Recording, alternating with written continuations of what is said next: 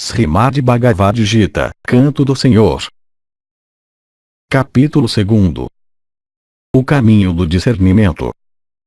1. Disse Sanjaya a ele, que estava assim abatido pelo pesar e compaixão, com os olhos cheios de lágrimas e com a mente confusa, Madhusudana, Krishna, disse o seguinte. 2. Disse o bendito Senhor. Neste momento crítico, ó Arjuna, de onde vem esta tua indigna debilidade, não ariana, baixa e contrária ao logro da vida celestial? 3. Não te portes como um eunuco, carente de masculinidade, ou parta, isto é indigno de ti, afasta esta debilidade de coração e ergue-te, ó destruidor dos inimigos. 4. Disse Arjuna. Mas, ó Madhusudana, ó destruidor dos inimigos, como queres que combata com flechas Abhisma e Drona, merecedores de toda a veneração? 5. Sem dúvida seria melhor para mim viver mendigando, do que matar a estes nobres senhores. Mas se chegar a matar-lhes, então todos os nossos bens e prazeres neste mundo estariam manchados com seu sangue. 6. Não sabemos o que seria melhor, vencer ou sermos vencidos. Estes filhos de Dhritarashtra, a cuja destruição não queremos sobreviver, aí estão diante de nós. 7. Minha própria natureza está esmagada pela compaixão. A mente está perplexa com respeito ao dever. Diga-me, te suplico, o que seria definitivamente bom para mim. Tomei refúgio em ti, sou teu discípulo, instrua-me. 8. Ainda que eu fosse um rei próspero neste mundo, sem rivais e dominasse os seres celestiais, não vejo realmente o que poderia quitar este pesar que está consumindo meus sentidos. 9. Disse Sanjaya. Falando desta maneira a Rishikesha, Kudakesha, o que domina o sono. Arjuna, o vencedor dos inimigos, disse de novo. Ó Govinda, não vou lutar, e ficou em silêncio. 10. Ó Bharata, então Rishikesha, sorrindo, disse o seguinte ao que se lamentava entre ambos os exércitos.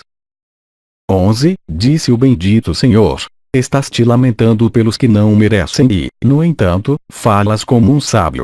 Os verdadeiros sábios não se lamentam nem pelos vivos nem pelos mortos. 12. Nunca houve um tempo em que eu não existisse, nem tu, nem esses reis, nem deixaremos de existir no futuro. 13. Assim como o ser encarnado tem sua infância, juventude e velhice, assim também ele toma outro corpo. Os sábios jamais se confundem sobre este ponto. 14. Ó Kunteya, Arjuna, as noções de calor e frio, de prazer e dor, nascem do contato dos sentidos com os objetos. Têm origem e fim e são transitórias. Suportes, ó Bharata. 15. Ó tu, o melhor dos homens, só aquele que não se aflige por estas modificações e é equânime no prazer e na dor, logra a imortalidade. 16. O irreal jamais existe, o real nunca é inexistente. Os sábios conhecem esta verdade. 17. Saiba que é imortal aquele que interpenetra tudo isto, o universo. Ninguém pode destruir este princípio imutável. 18. Estes corpos, em que mora o eterno, imortal e incomensurável ser, tem fim, portanto luta, ó Bharata. 19. Aquele que pensa que este ser mata e aquele que pensa que este ser morre, os dois são ignorantes. O ser não mata nem morre. 20. O ser não nasce, nem morre, nem se reencarna, não tem origem, é eterno, imutável, o primeiro de todos e não morre quando matam o corpo. 21. Aquele que sabe que o ser é imortal, eterno, sem nascimento e imutável, como pode matar ou ser morto? 22. Como alguém deixa suas vestes gastas e coloca outras novas, assim o ser corpóreo, deixa seu corpo gasto e entra em outros novos. 23. As armas não o cortam, o fogo não o queima, a água não o molha e o vento não o cerca. 24. A este ser não se pode cortar, nem queimar, nem molhar, nem secar, é eterno, onipresente, estável, imóvel e primordial.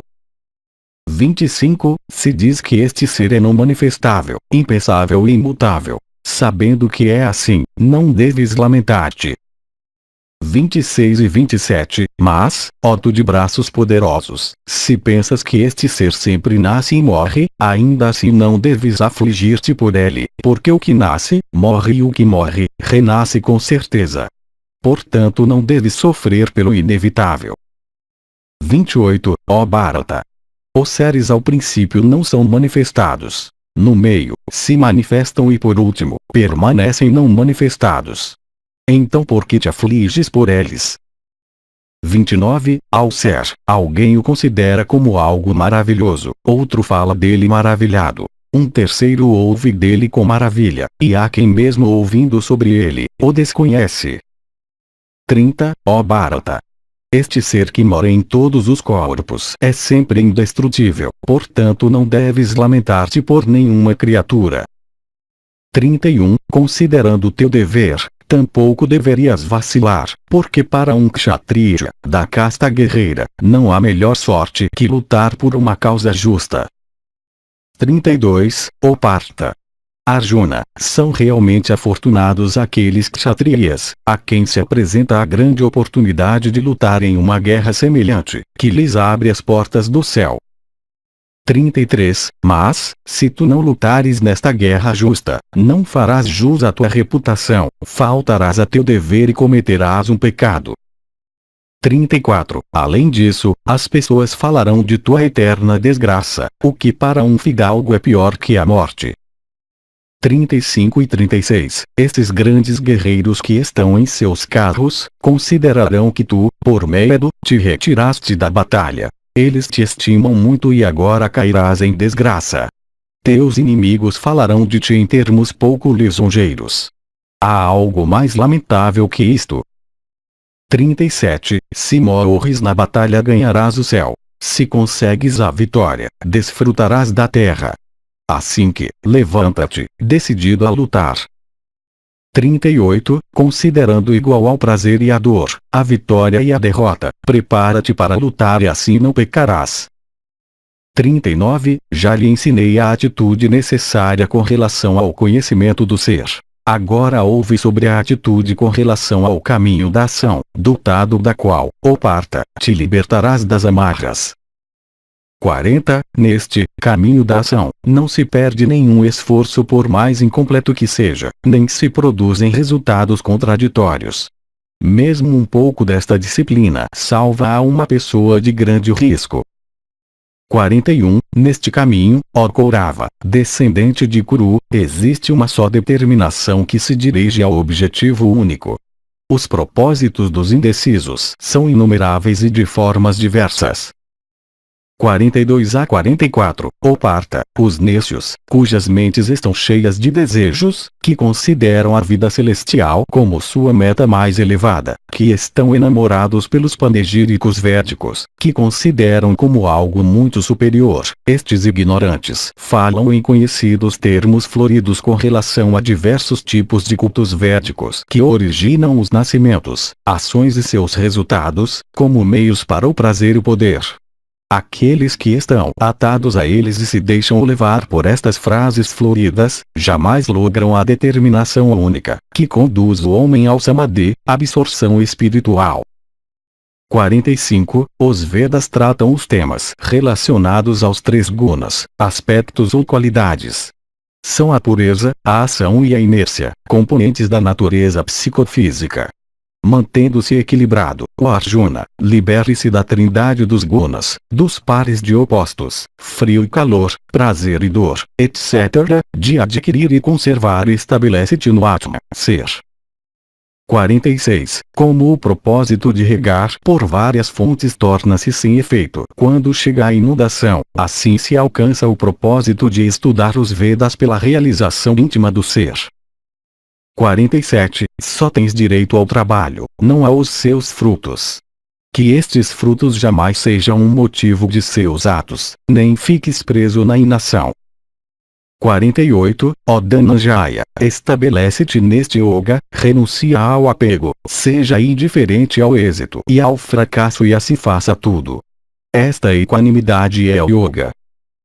49. Ó Dhananjaya, qualquer trabalho que se faça motivado pelo desejo é muito inferior ao que se faz com a mente não perturbada pelos resultados esperados.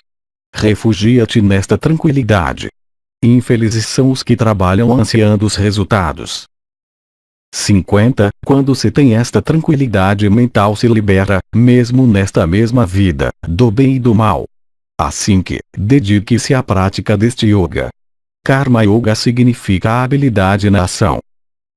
51. O sábio que possui esta tranquilidade e se afasta dos frutos de suas ações, se libera das amarras do nascimento, crescimento, etc., e alcança um estado no qual não existe nenhum mal. 52. Quando tua compreensão ultrapassar os conceitos ilusórios, irás adquirir a indiferença com relação ao que ouviste e ao que deves ouvir. 53. Quando se aclarar tua compreensão perplexa por causa das diferentes opiniões e te estabeleças no samadhi, absorção espiritual, então lograrás o yoga. 54. Disse Arjuna: ó Keshava, como defines ao homem de conhecimento firme e estabelecido no samadhi? Como fala, como caminha, como se senta o homem de conhecimento firme? 55. Disse o bendito Senhor: ó Partha, aquele que renuncia a todos os desejos e permanece satisfeito em seu próprio ser, é considerado um homem de conhecimento firme. 56. Aquele que permanece imperturbável na diversidade e não anela a felicidade, que não tem apego, nem medo, nem ira, é um muni de sabedoria firme. Muni significa sábio que guarda silêncio.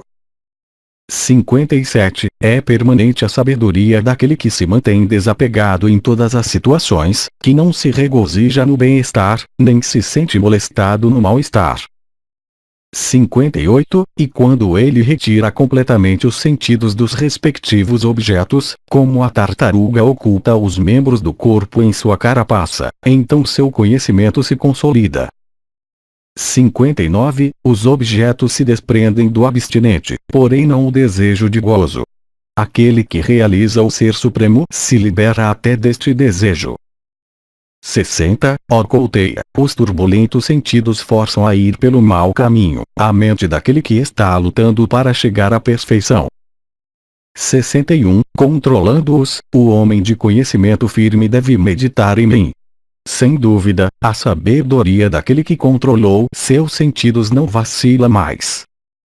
62 e 63. Naquele que pensa nos objetos, nasce o apego, do apego nasce o desejo, do desejo, frustrado, nasce a ira, da ira nasce a ofuscação, da ofuscação nasce a confusão da memória, em seguida a vontade se destrói e então o homem perece.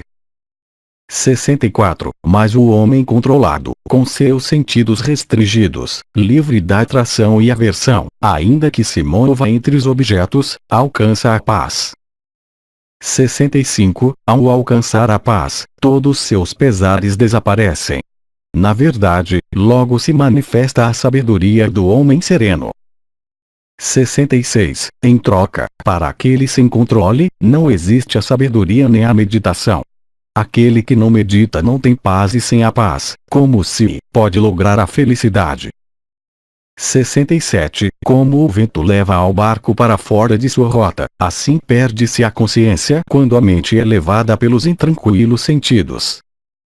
68. Por isso, ó tu de poderosos braços, aquele cujos sentidos diante dos objetos são bem controlados, alcançou o conhecimento firme. 69. O que é noite para os seres comuns, é dia para o homem de autocontrole e o que é dia para aqueles é noite para o conhecedor do ser. O homem comum é ignorante do supremo conhecimento, o qual é logrado pelo homem de autocontrole. A consciência do homem comum, que está sempre intranquila, é puramente sensória. O sábio é indiferente a este tipo de consciência. 70. Só alcança a paz o muni, sábio silencioso ou quem sempre pensa em Deus, em quem entram os desejos do mesmo modo que os rios no pleno e plácido oceano, sem perturbá-lo e não aquele que deseja os prazeres. 71. Aquele que vive desapegado, que abandona todos os desejos e que não tem noção alguma de eu e meu, alcança a paz. 72. O Parta. Este é o estado de estabelecer-se em Brahman, alcançando o qual não permanecem mais as ilusões.